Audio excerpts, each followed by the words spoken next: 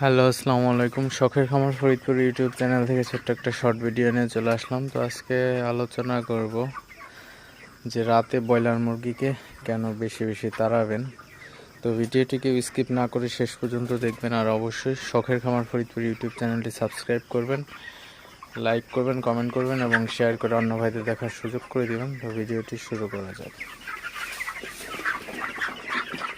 তো রাতে ব্রয়লার মুরগি আসলে তাড়াইলে কিন্তু খুব একটা উপকার আছে।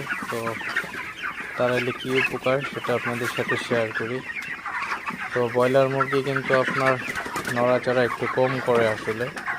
তো বেশিরভাগ সময় ব্রয়লার মুরগি কিন্তু আপনার বসে থাকে। তো ব্রয়লার মুরগিকে রাতে বেশি বেশি তাড়াবেন, যাতে আপনার যত তাড়াবেন ব্রয়লার মুরগি উঠে কিন্তু তত খাবার খাবে এবং